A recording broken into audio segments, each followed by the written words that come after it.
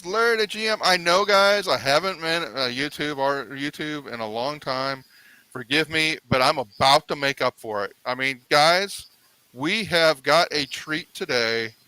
We are going to get deep into it on the business of baseball. And my buddy, my friend that I've never met, but I love him like a brother, Ben DuBose is here with us today, and you guys can all be in shock and awe that Larry, the GM, is talking to Ben DuBose, okay? Because we have got a great thing going on. Ben, thank you so much for joining me today. We're going to get into the business of baseball, the implosion of RSNs, how it affects both the Astros and the Rockets. But number one, thank you for joining me today. Yeah, absolutely. Glad to be with you. This is such a big topic. I really enjoyed the other day when you mentioned basically the conference realignment parallel in terms of how this can be a paradigm shift for sports, not just baseball, but basketball as well. In this case, the Astros and Rockets TV rights, at least at the present, are tied together. It goes back to the CSN Houston days, now AT&T Sportsnet Southwest. And so we'll get into that. And it's such a huge story. It's beyond just baseball. Obviously, I'm covering it for Rockets Wire because the Rockets' future in terms of their TV rights is in flux as well. So I've been digging into this, and it's obviously big for the market in Houston now that AT&T, there's this obvious uncertainty in terms of who is going to own that channel, who's going to own the rights once this March 31st date gets here. But beyond that, this is going to be happening really no matter where you're listening, no matter who your team is. The people that I talk to in the industry call this the Great Reset, that this is going to happen everywhere. It's already happening to a lot of markets beyond Houston. Dallas is going through it right now because that's Bally Sports. They've got their own problems with Sinclair. The Rangers, the Mavericks are going through that. And again, this is going to be going on really in markets across the country, if it's not already, simply because the model in terms of, regional sports networks, the cable bundle, again, it's cord cutting, all the trends that we see in the news every day. Sports are not immune to that. And so as we're now in the 2020s, the landscape is resetting, if you will. And so this is going to be such a topical issue. Right, and you can see that even in the Pac-12 tries to negotiate a sports media deal, they're having a heck of a time doing it because they're essentially adjusting to a landscape that's changing right underneath them as they're trying to do this. So then, before we go any further, I can't imagine anybody that would be watching this video that knows me that does not know you. But I want to give you a chance to introduce yourself, make sure people are connected with you on Twitter and where you where you write in the media. So go ahead. Ben DuBose on Twitter and rocketswire.usatoday.com. That's where you can find most of my content. I'm the writer covering the Rockets for USA Today Sports Media Group, and of course, we're talking about all sorts of RSN issues as it pertains to not just the Rockets, but the Astros as well, given this uncertainty in Houston. So you can read Rockets Wire for my coverage of that. I had a story the other day that I know you're linking to in your article. And then as far as the Astros, I do freelance from time to time for MLB.com, basically filling in whenever Brian McTaggart needs a weekend off or if they need somebody else to help out with the coverage. So I do dabble in the NBA offseason. I dabble in baseball coverage as well. And that's why I call him the Great One, okay? This is Ben DuBose, the Great One, okay? So Ben, as he's mentioned, he wrote an article. I wrote an article that basically out of like sheer exhaustion related to the pitch clock discussions. Yes. I think there's a bigger picture going on here, and we're going to start here, and then we're going to come all the way around. We're going to talk all about the business, and then we're going to go back to the pitch clock and the rule changes. Yep, because it's all connected. I hope people understand why Larry the GM went down this huge rabbit hole in the middle of a pitch clock article. And my pitch clock article, which is included here in the link, what you're seeing here in the screen is just the notes that Ben and I have for our discussion here. I will put that in the typical article that we put on Larry the GM, the website, larrythegm.com on the website, and you'll see that. But in the near the end of that article, all of a sudden I went down this rabbit trail that's discussing why baseball was so desperately trying to build interest among non-baseball fans. And it has everything to do with what Ben and I are about to discuss, because the business model for the Astros is about to dramatically change. And we'll get into where it is now, but I'm gonna tease that as a start. And number two, as Ben just alluded to, he wrote a great article, which I actually read as I was writing that one. I'm like, oh, thank God Ben is talking about this too, because I had like in the last 2 days, I've seen more people talking about this. I think in a Mm-hmm. month, everybody is going to be talking about this because Yeah. there's going to be like, what's going to happen to my sports coverage? What's going to happen to my Rockets? What's going to happen to my Astros? So we'll get into that. So let's talk about where we've been, what's happening now, what has happened, where we are now, where we're headed, and why it's all important. So, Ben, let's talk about the fact that the RSNs are going away rapidly. Why don't you take folks through a couple things that have happened on the business side? Because I know you've done a lot of great research here. Yeah, I mean, basically, what's going on in Houston is Warner Brothers Discovery, which owns AT&T Sportsnet, has basically said that they're planning to file for liquidation, and they're proposing a deal to the teams that basically by March 31st, they will give the rights to the Astros and Rockets and their broadcast back to the teams in exchange for basically dropping all future litigation against the network. And some might say, well, why would the teams do that? Because they have a contract with Warner Brothers Discovery. And the answer is if they're filing for bankruptcy or liquidation, it's very difficult to actually recoup that money. And the same thing is going on if you scroll up a little bit with the Diamond Sports Group, which runs the Valley networks, and that includes the Rangers and the Mavericks up in Dallas and several other markets in Major League Baseball and the NBA. This is going to be going on everywhere. I think it's been reported that the NBC/Comcast affiliated RSNs, again, regional sports networks, are doing a little better economically. But the bottom line is they're all facing the same headwinds, which is that because of cord cutting, because you're getting closer to an a la carte model across the board, it's not like it was 20 years ago where to get coverage beyond your local NBC, CBS, ABC, old school channels that you could just access with your antenna, you had to buy cable. And this cable network basically had all your channels, both your regional sports networks, your CNNs, Fox News, whatever it may be. And it was just very standard and Right. homogenized. Well, Now, yeah, let's talk about that for a minute, Ben. Let's slow down sure. just a tad.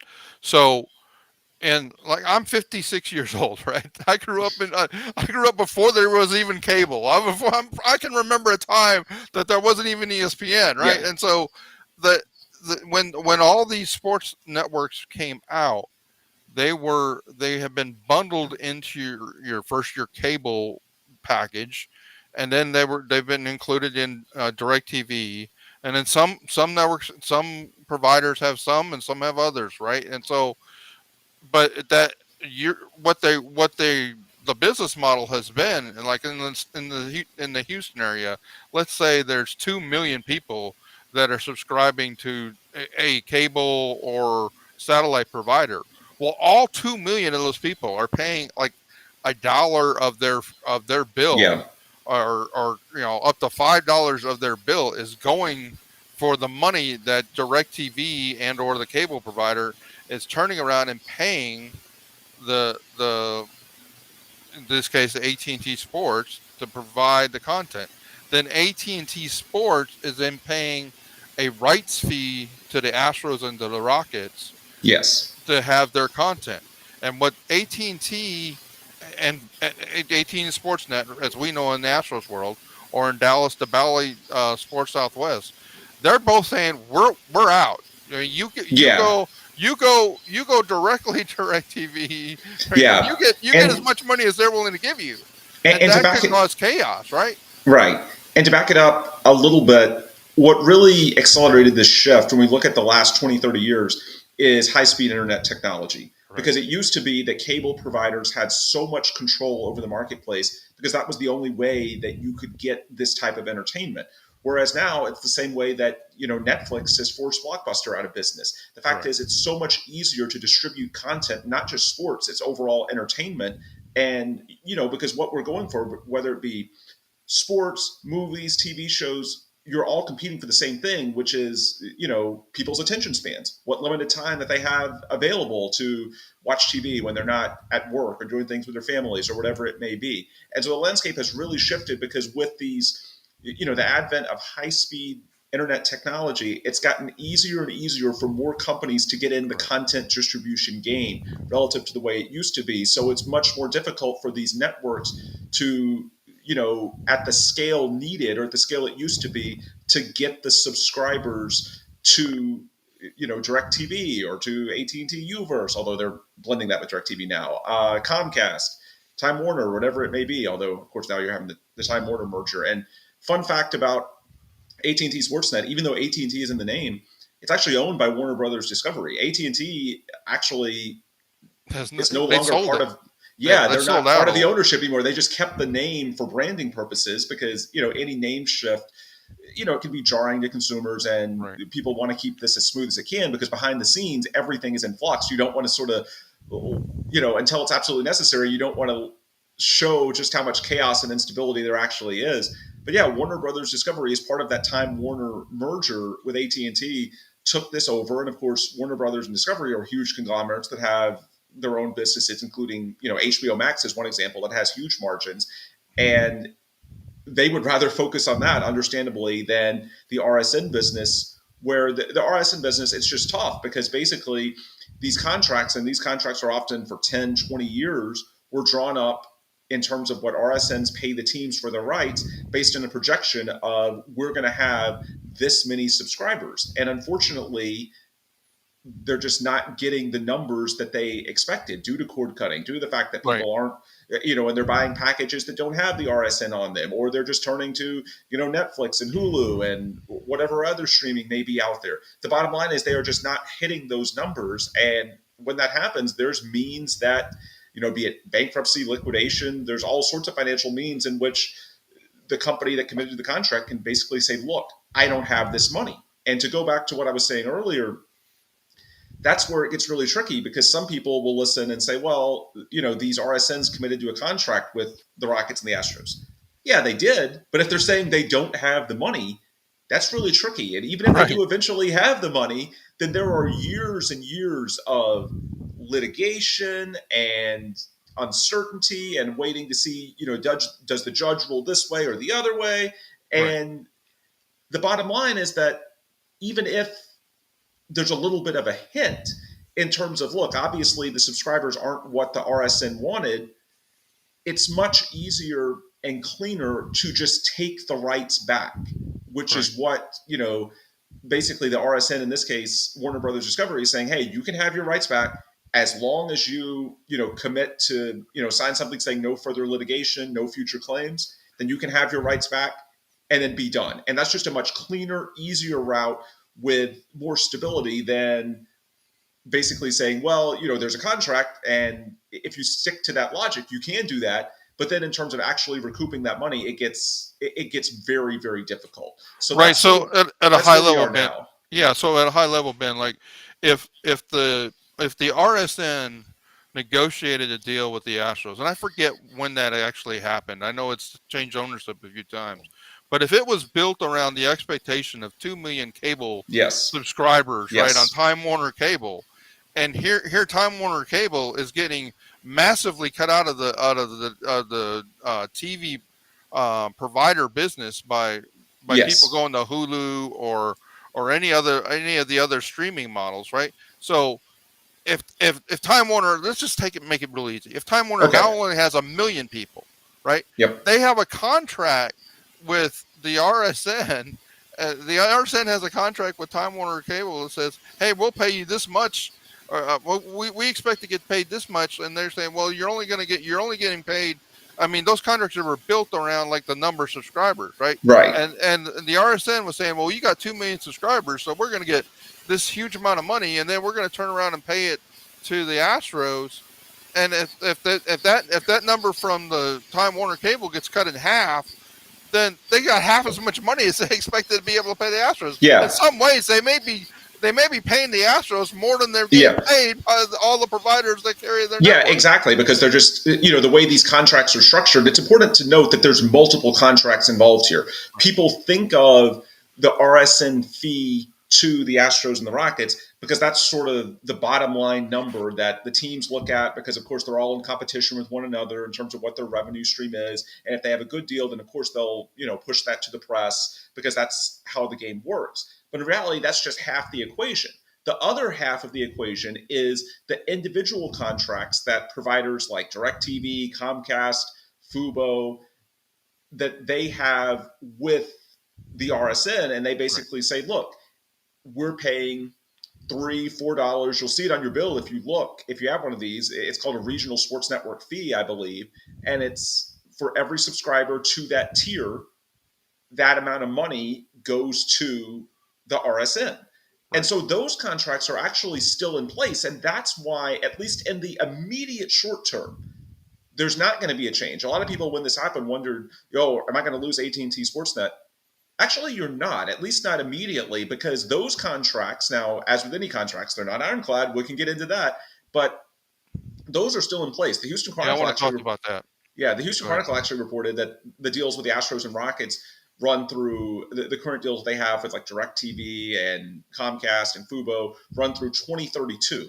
Now, I don't believe that that's necessarily locked in by any means. But the point is, like, those are, number one, still in place. And number two, those are more economical, because to the providers like DirecTV and Comcast, because it's directly tied to the amount of subscribers, they're not losing money to the extent that the RSNs were. Like the RSNs were, because they just paid a flat fee to the teams, and they were hoping to have X number of subscribers. And if they fall short of that number, then it's a huge hit, obviously.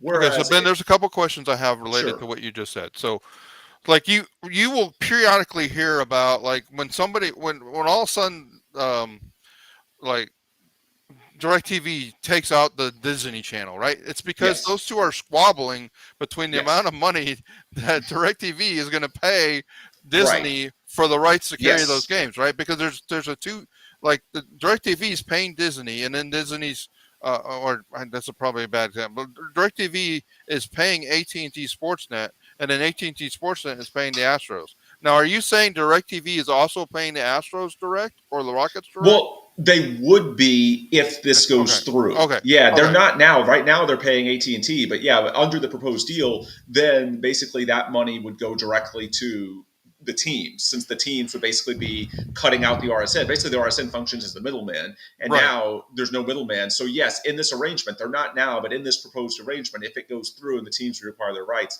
then yes, DirecTV would be paying the teams. Okay, so when I have all sorts of like legal questions. I guess ultimately we're gonna have a lawyer kind of talk us through all this, because I'm not sure. I mean, the AT&T Sportsnet can, quote, give their rights back to the Astros, but I'm not sure that DirecTV is necessarily like, well, why the heck do I want to? I mean, they're going to have the same squabbling match that they have with they've had with AT&T Sportsnet, right? Because they're like, well, we're not going to pay you $3, we're going to pay you $2. We don't. The contract we had is null and void, because we had that with AT&T Sportsnet. We had it with you. They could, but again, a lot of those deals with ESPN and Disney that lead to those squabbles come up a lot. Whereas if the Chronicle's reporting is accurate, and I don't have this confirmed myself, but I know David Barron with the Chronicle. He's a good reporter. He's done this a long time. And those deals are tied through 2032. I think that this is a bit more stable. Whereas the Disney deals, because there's so much uncertainty and the landscape can change so much, they're much shorter in length. And typically it's not so much that DirecTV is saying, we want to pay less for the channels. No, it's Disney trying to raise the rates. They want more money. So in this case, because it's a rate that's agreed to over a long period, and I believe maybe it's flat, maybe there's some inflation, but I don't think that they're going to be desperate to pull out unless the teams try to nudge them in that direction. Now, I do think it's worth noting that all these contracts, this is where a lot of people sort of go off the rails in these discussions. Contracts are leverage points. Mm-hmm. I really like the conference realignment parallel that we talked about offline when we first started talking about all of this, in terms of obviously the overall magnitude of what this means for the sports landscape. It's affecting all these markets, but also another part of the analogy that really resonates with this. think of all the times that we've seen, so and so can't leave their current conference early because they have a contract or there's a grant of rights. Most recently, we heard it with Texas and OU can't get to the SEC until 2025. Magically, now they're doing it in 2024. The same thing happened, when A&M and Mizzou left for the SEC in 2011. There's a lot of talk, it's going to take a few years. And magically, no, they were both introduced in 2012. When you get to a point in many cases that the end game is clear, and in this case, I know we're going to get there, could it be like direct to consumer and in terms of basic streaming that, isn't a part of, a bundled cable package? Once it becomes clear, and I don't think we're quite there yet, but we're certainly going in that direction, then things have a way of, just the entities involved want to get to that clarity sooner. In the conference realignment parallel, nobody really wants an awkward, period in which Texas and OU have one foot out the door, but are still representing the Big 12. That's just awkward for everybody.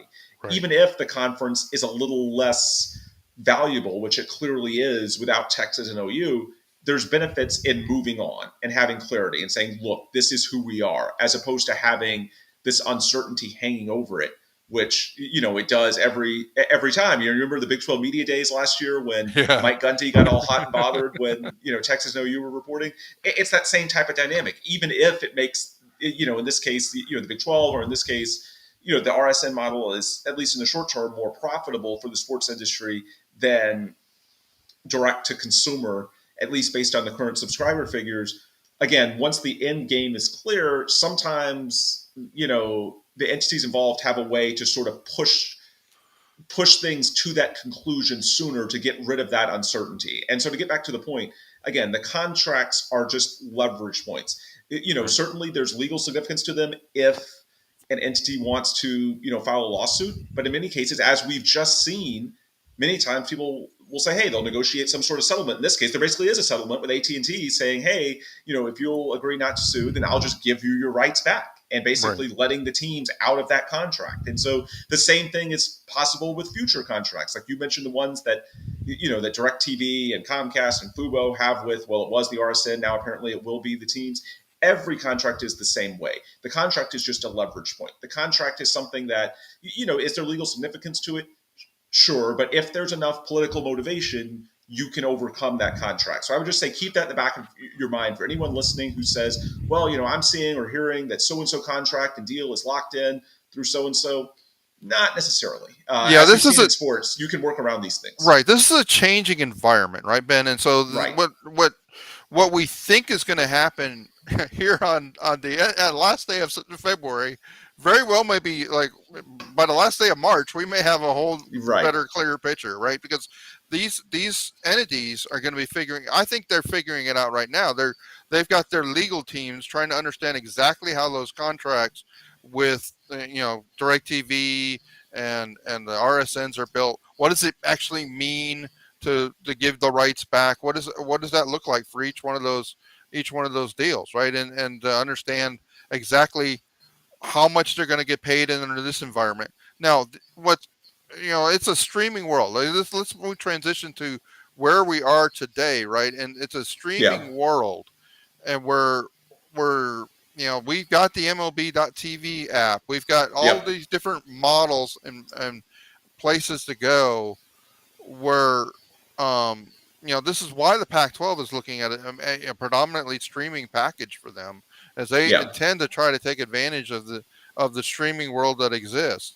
Well, what might happen, and it may happen sooner than we even think, because the Major League Baseball may go in a direct-to-consumer model, which takes advantage of their platforms that they've already built.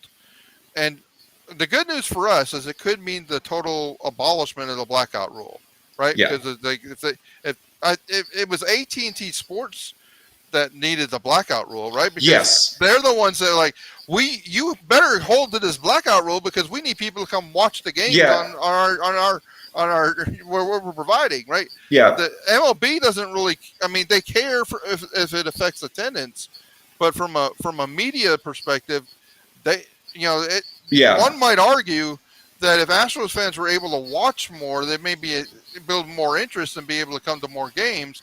and they may want to do away with the blackout. So we're in a Yeah. we're in a precipice of a potential sea change where now it's a streaming world. So you wrote about this, and I kind of included it at this part. So where do you see where we are now, and what might happen with the world as it exists, Yeah. maybe in the So, next, even in the next few months? Let's yeah, say. like I said, the immediate term, the next few weeks, I don't think a lot is going to change. My guess is that that channel will still be there if you have AT&T Sportsnet Southwest to at least begin this season.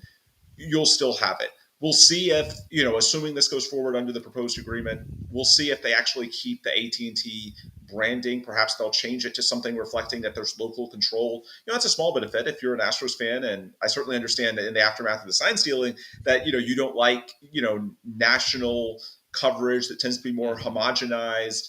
Look, you're going to get more local ownership in terms of everything to do with that channel is going to be controlled by the teams. To an extent, you could say that was the case in the past because certainly the teams were the backbone of the network financially, but there was this RSN operating as a middleman. Whereas now it's going to be fully the teams. The RSNs are basically going to be saying, hey, the on-air talent, the production staff, the equipment, you can have it all. You take over. And so, yeah, the Astros and Rockets are going to be totally running this in the short term.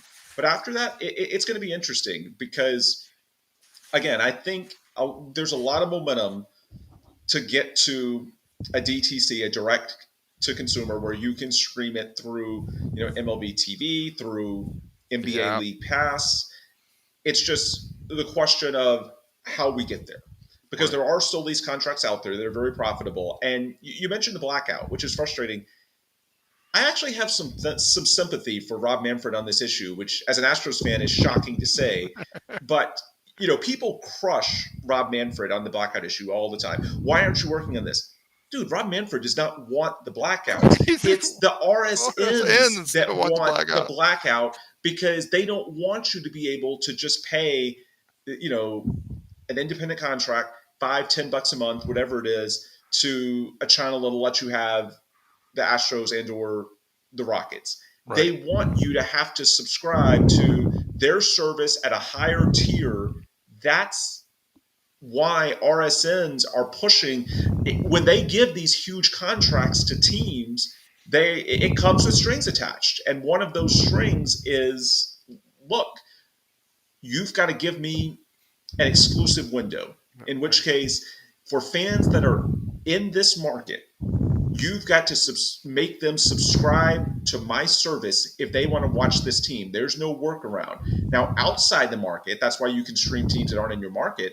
Sure, you can subscribe to MLB TV or NBA League Pass and see them because there's not that option. You can't just right, subscribe on your local, cable tier here in Houston, at least the way it's been. Again, this is a landscape that goes back 20 years or so, the current model, and it's being blown up, but there's still, some tie to that.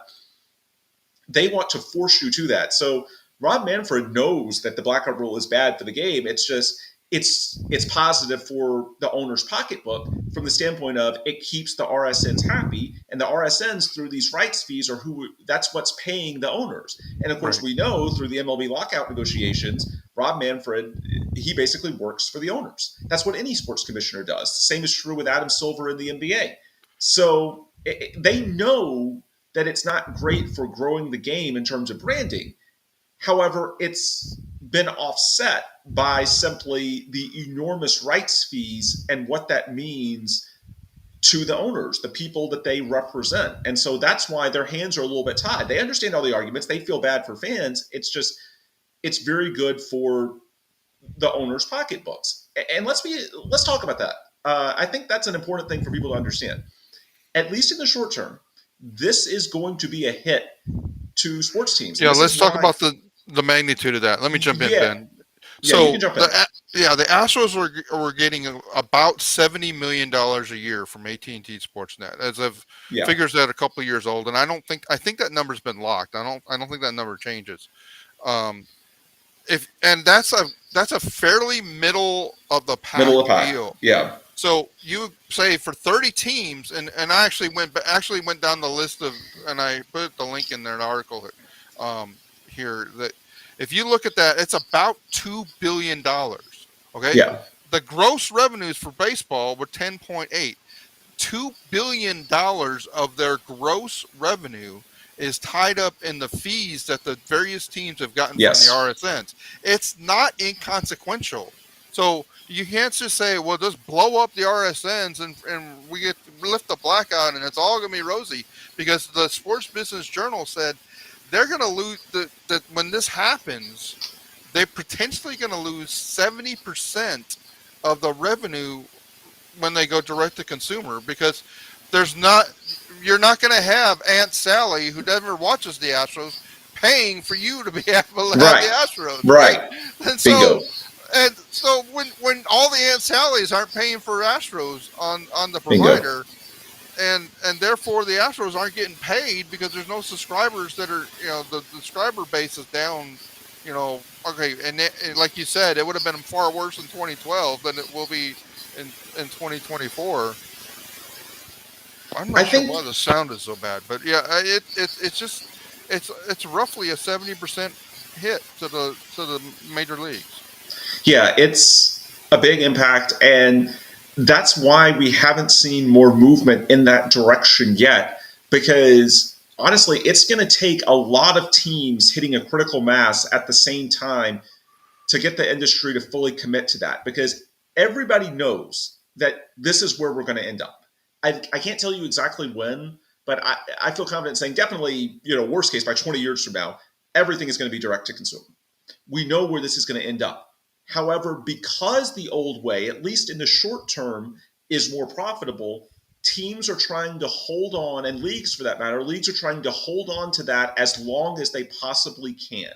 And so to use now as an example, the difficulty, we could just say, I used the term earlier, the great reset, in terms of what this means for sports, the distribution of sports broadcast on television. Okay, clearly the Bally networks and now the AT&T networks are going through this. There's a bunch of NBC/Comcast affiliated networks that, according to some of the reports, aren't having quite the struggles. They don't have, the debt that some of the AT&T channels do. They're not immune to the broader pressures. It's just because they're not carrying quite the same debt. They didn't get there in early 2023. They might get there in 2024, or maybe even this later this year. But the point is, there may be some networks that are a few years, they're better positioned to hold off, and that may delay the overall transition.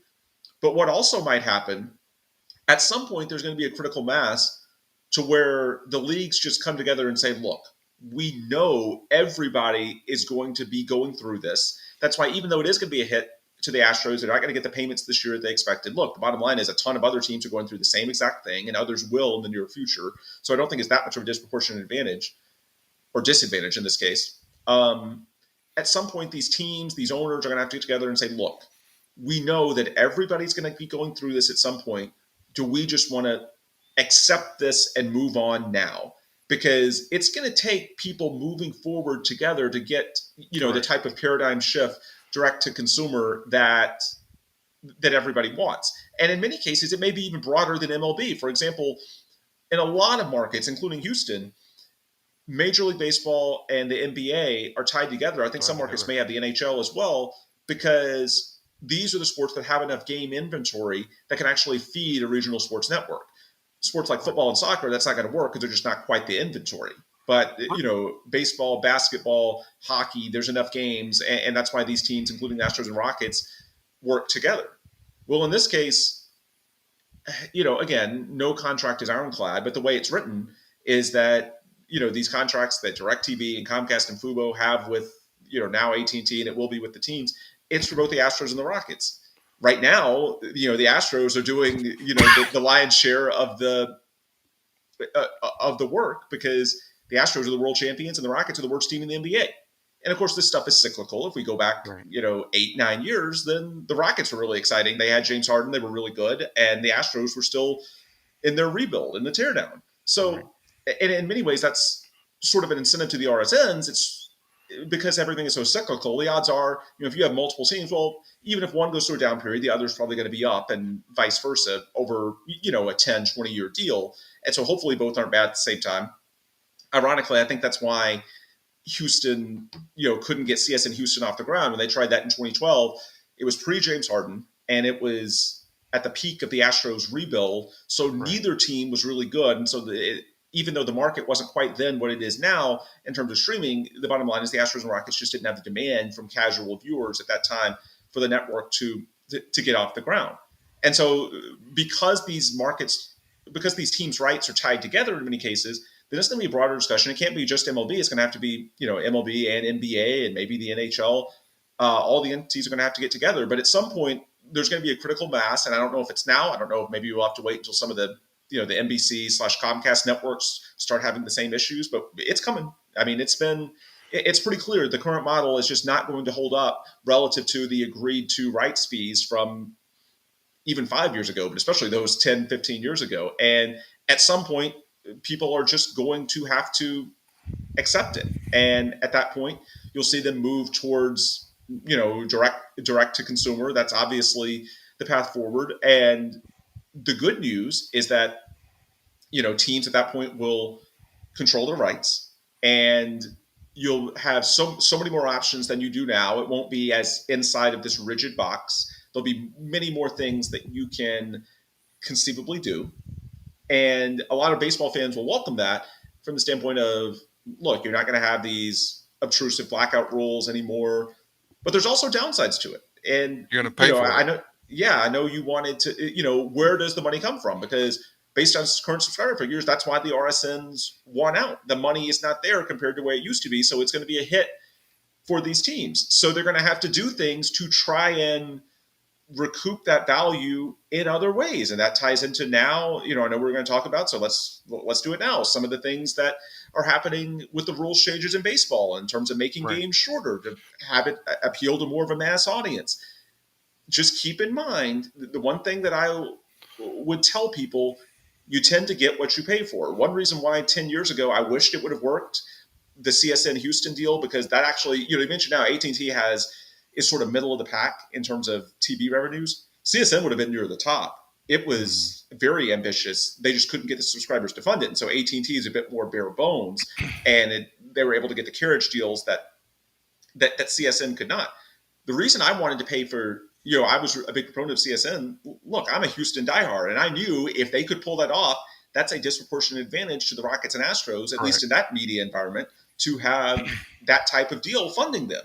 And I'm a diehard. Sure, it's more money out of my pocket, but I'll pay it for the Rockets and Astros to be good. I'm just, I'm a degenerate. That's how I am. Everything's about making these teams really good. Other people aren't. Other people just want to, save money, and that's their right. That's their prerogative. But then if you do that, then the teams, the leagues are going to try and make back that money in other ways. In many cases, to use the transition from CSN to AT&T as a parallel, a lot of people in Houston were very disappointed that, AT&T was a lot more bare bones. They didn't have the coverage that CSN did in terms of, the daily talk shows, the recaps, the Houston style sports center. Well, yeah, because the money isn't there. That's what you didn't pay for. So it's just more bare bones. It's here's the game.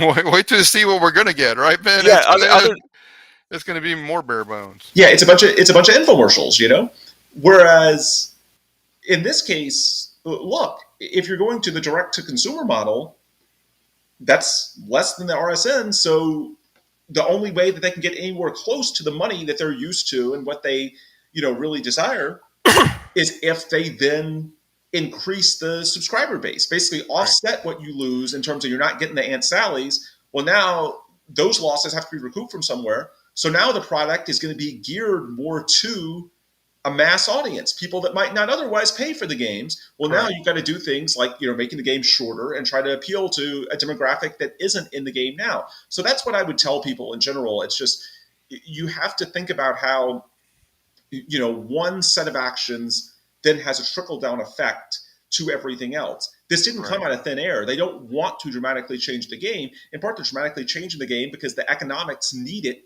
in all likelihood to survive, or at least compared to what they're used to. And so all of this is connected.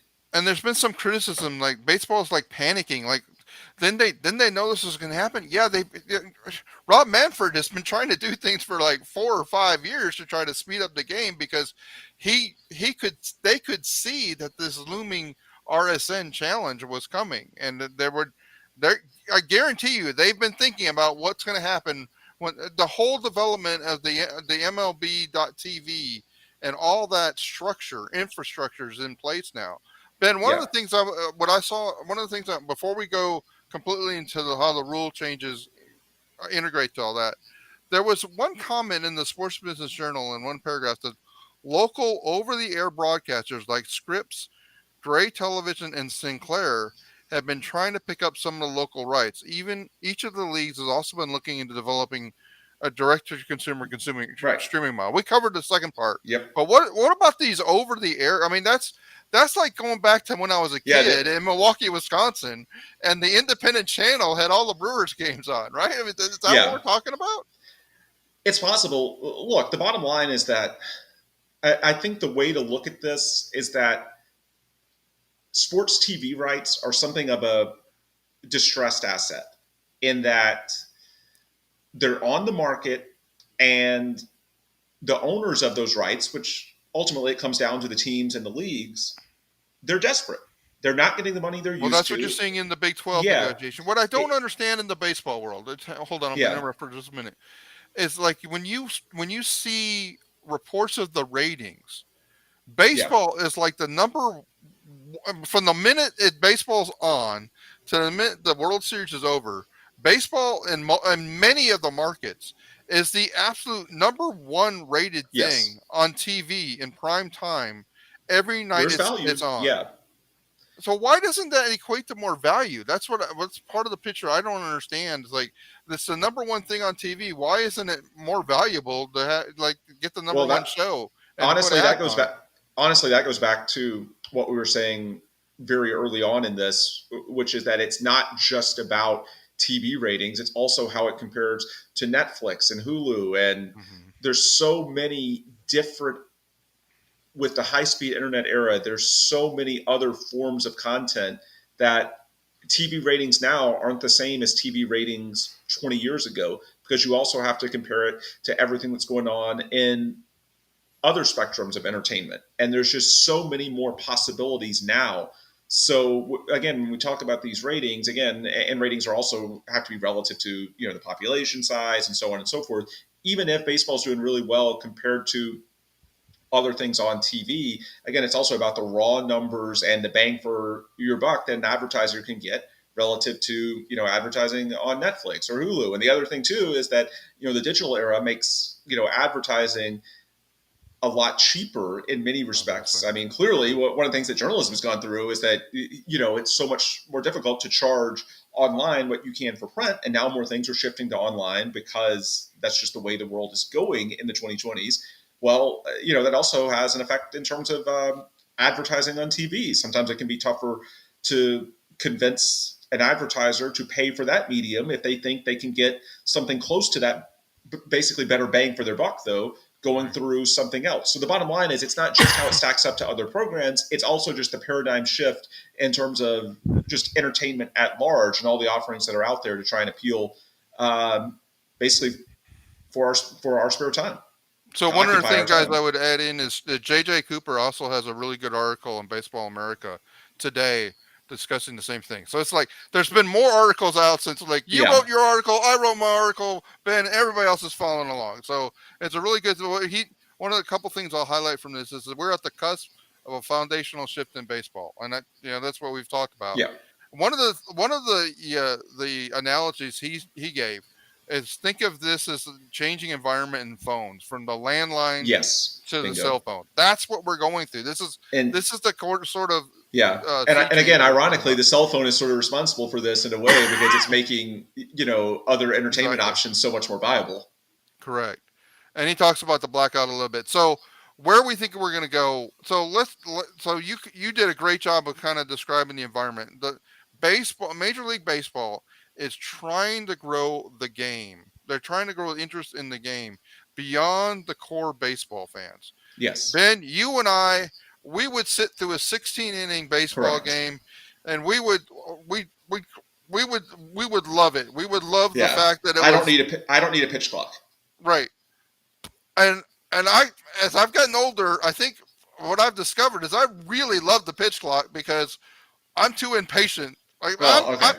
I'm seeing baseball the way I saw it as a kid. I'm like, oh, I remember that game. Well, Yeah. that's the game I fell in love with. Like, wait a minute, Yeah. this is great. But to your But larger point, we'll watch it no matter what. we'll We're the watch it no matter what. diehards. There's like in the city of Houston, how many people do we think will really watch it no matter what? Okay, maybe at a high point than it's ever been, but it probably maxes out at about 300,000 people. Maybe a tenth of the city. Yeah. It's really gonna watch it no matter what. And And here's they need for the Astros to be the equivalent at the equivalent rate that they were getting from the RSN. If baseball went to a direct to consumer model and they charged everybody $100 to get their MLB coverage direct to them on their phone on their and the MLB app. If you paid $100, and I'm not even sure that's going to be, it may be more than that, yeah. but that takes 700,000 people to pay Yeah. $100 a So year. Now maybe that happens, but I'm not sure it does. so one of the things that really fascinates me about the inevitable shift, whether it be this year, 5 years from now, 10 years from now, 20 years from now, whenever we get to this inevitable endpoint that we're talking about of direct to consumer, and it sounds like it could happen sooner rather than later. I think baseball really gets it right now. This again, let's go back to the term "great reset." What does this mean for sports organizations? I don't think people are fully appreciating the shift. I'm going to try and paint you a picture. In the old days, when these contracts were so ironclad, you could really try to strike while the iron is hot. For example, if you were the Astros and now everybody in the city is understandably just crazy about the Astros. You had a great series on your website where you talked about this being, basically baseball's best dynasty of this century in terms of how it stacks up relative to even, the early 2010s Giants. I mean, this run is better even with just 2 World Series compared to 3, just the totality of it. I mean, this city is Astros crazy. And in the old days, the Astros could leverage that interest and go to subscribers and say, hey, you've got to, your audience is going to kill you if you don't have the Astros. And so the Astros could basically just bend them over and say, give us whatever we want. And this would set them up for years, for 10, 15, 20 years, whatever it takes. Whereas now, once you go to direct to consumer, one of the shifts, everything direct to consumer is subject to change. The same way, again, we go back to Netflix and Hulu, you can cancel those pretty quickly. It's not like there's a 10, 15-year contract. No, there's like a 1-month contract. Right. So this is what Cooper talks about too. Yeah. So this is going to be, in the past, a big brand like where the Astros clearly are right now, you could be set for a while. No, you're going to have to give consistent value. So some of it, again, this comes down to the optimized entertainment experience. I think that's why we're seeing the rules shift to a quicker, more sleeker game and a product that can appeal to the masses. I also wonder if this is going to, change some team building strategies. For example, the Astros 10 years ago, what set the foundation for this team? At least in part, it was tanking. I mean, that's been well chronicled. This is what JJ Cooper talks about in that article. Like he said, then the consumer that financially a team can take a tank job like the Astros did because their subscriber base is just going to go to zero. But there were times the Astros had like a 0.0 rating, right? And so, what the heck does that mean from a direct to consumer model? Yeah, I won't say it's impossible, but in the future, it will be a lot more challenging for teams to do that because the owner would have to be willing to take a lot more pain than the Astros were in the early 2010s. So I do wonder, and I guess the flip side to it, it's like, it makes tanking harder. Maybe it does incentivize owners to spend more from the standpoint of, it rewards being competitive and relevant. But the flip side is, you're asking them to spend more in an environment where, at least in the short term, you're getting less. And you're not getting the guarantee in terms of the stability, in terms of feeling confident, hey, I'm going to have these figures. In the past, they're used to looking at these contracts and saying, hey, these are my figures. These are my numbers. This is what I have going in. And so Dana Brown, Jim Crane, they can plot out, their future payrolls by saying, hey, here's what we're spending on payroll, but then, here's the TV deal, which, as you mentioned earlier, is an enormous part of the overall revenue package for the organization. Whereas now it's going to be a lot more uncertain. So it's sort of like, it's going to be very fascinating to see where this goes because I do think it sort of disincentivizes tanking in that, you're going to need to be, more constantly appealing to viewers since it'll be much easier for them to check out. But the flip side is that you're going to need to do that in an environment where you have less guaranteed money coming in.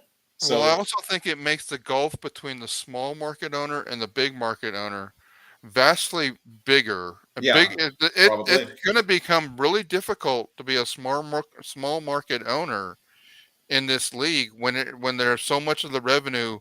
See, this is where people don't understand when they compare this to the NFL. Like the NFL is basically a socialist organization, right? Well, and the NFL, the TV contracts are all national. They're That's a all big national, difference. right? And Yep. so everybody gets the same cut of the pie of the national, and the only difference really in their revenue streams is how much souvenirs and attendance that they get.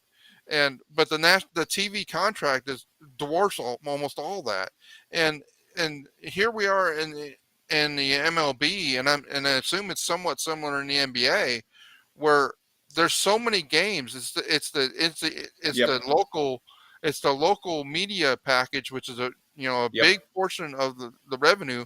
The attendance is a big portion of the revenue, and the national is a big portion too. But there's almost like seven slices of the pie that Yep. are pretty much the same size. I mean, that's not exactly true, but they're roughly there's no one piece of the pie that dominates the pie like it is Yeah. in the NFL. Yep. And the challenge is for the small market owner, that pie is significantly smaller. And what is he or she going to do to compete? This is where, mark my words, we thought the CBA Yeah. negotiation was rough this time. There's a whole heck of a lot of small market owners Yes. that are already pissed off. They're already forming committees to talk about Yeah. the economic strategy for the sport, and you've already got the players union saying we will never ever ever accept a hard cap. That's what those owners want, Yeah. and it is coming to So a really difficult position really soon. So I will say, watch what happens over the next month with the NBA's collective bargaining negotiations, because that could also tell us where we're going in baseball as well.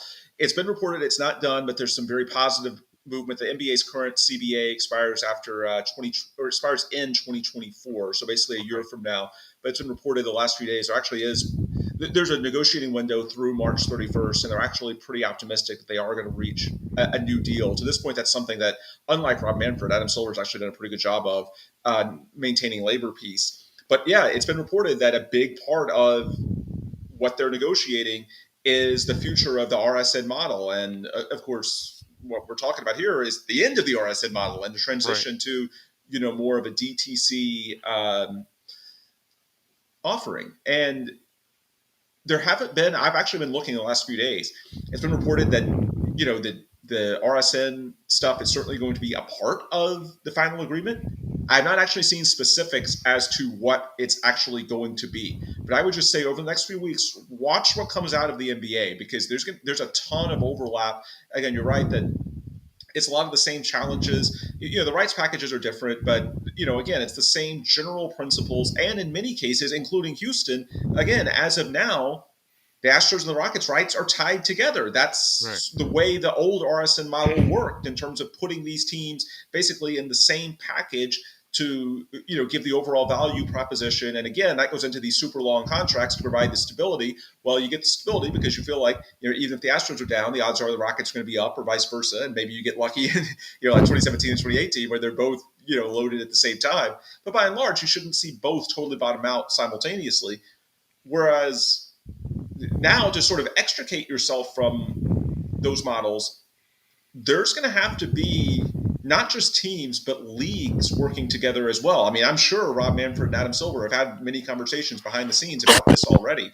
So I would just say over the next month, keep your eyes peeled. We haven't seen that many details yet, but I think the NBA's CBA, if there is an agreement by March 31st, and all the reporting to this point indicates that they're optimistic that they will be, then let's see what that says about RSNs, because that could tell us where it's going next. And by the way, coincidentally, March 31st is also the deadline that AT&T Sportsnet Right. Southwest, a very localized story, of course, set with the Astros and the Rockets to reach an agreement. What they hope is basically the team saying, "Hey, we'll just take our rights Yeah, back right. in exchange for dropping all future claims." So what's interesting about all that is the one of the ways out for the business of baseball may be that the MLB takes ownership of these Yeah, direct to consumer paths, and then they're basically sharing the that revenue. revenue. Yeah, with all Now, the teams. the Yeah, big to get market owners are not going to want that. The small yes, market owners are going to demand it, and it's a threat. in essence, the CBA argument, the players union probably could just sit on the side and let the small market owners and the big market owners to fight it out, because the gulf between them is probably as almost as big as the gulf between the players and Yep, the owners, and yep. so the, so it's been a fascinating discussion. I hope people enjoy the video, guys. I know we're almost at an hour, but Ben and I are passionate about this subject because this does impact the our teams, the teams that we love, and it impacts the business of baseball and could fundamentally shift what's going to happen. So people that are paying attention to this issue are using words like this is a pivotal moment. This is where you're going to see the future. You're going to look back 20 years from now and you're going to say, "Oh, I remember when basically baseball gave up the RSN model and Yeah, and and for and went sure. I mean, forward." it's every bit as impactful, if not more so, than conference realignment in college sports. I mean, it's a Right. paradigm shift. And, the last thought that I'll leave people with, just keep in mind, it's not my place to judge, but you get what you pay for. In this case, when you look at these rules that are in place that people don't like, be it the blackouts, be it everything that's happening with the pitch clock and the changes to speed up the game this year, a lot of it's happening simply out of financial desperation, and that they're not getting the subscribers they need under the old model for that to be Right. sustainable. So they're having to, appeal to a wider audience to get ready for these changes. So, if you choose to, the popular example is that, if you choose not to pay for, AT&T Sportsnet Southwest, and you're like, hey, I'll illegally stream this on the internet, which I know a lot of people do. Look, I'm not judging you. Your money is your money, but just, don't turn around and complain when stuff like this happens, Right. because, yeah, the money just It's a isn't there. consequence of it, Yeah, right? this is the consequence. So I just mean, keep in people are mind so that, frustrated with the blackout rule that sometimes have to do that, and the challenge is like, well, when you do that, you're essentially just you're seeding the end yeah, of yeah, the pathway that we have now. Yeah, yeah, so it's a fascinating discussion. I'm just going to tell folks this is something we're going to revisit on the website several times this year as things happen. Ben, if we get a chance, well, we should probably yeah, keep folks yeah. informed. It'll be um, it'll be useful to revisit this in April, because again, at the end of March, there's right, a couple of things. One, that's the deadline that AT&T has set, or I guess Warner Brothers Discovery, because it's not even really owned by AT&T anymore. right, That Warner Brothers Discovery has set for the teams to try and get some sort of resolution here in Houston. And then also March 31st is, the NBA's deadline for their contract negotiations, which include RSNs. So yeah, we may have some more news by the time we get to April that may give us a little bit more of a clue about, where we where we're go heading short and term, how intermediate quickly we're term, and heading. even longer term. Right. Yeah, how quickly, what that timeline looks like. All Yep. right, guys. Well, thanks, Ben. Thank you so much. I will post this on the website. Include an article. The video will be embedded in the article, and I hope folks take the time to watch the video and enjoy it. What I'll say, I'll put a little plug in for my YouTube channel. If you're watching this for the very first time, please subscribe to the channel, like the video. If I get more likes and I get more subscriptions, that'll encourage me to put more videos out. Let's say it like that. Okay. So thanks, guys, and have a great day. And thanks, Ben, for joining me. Sure thing. Take care. Bye bye.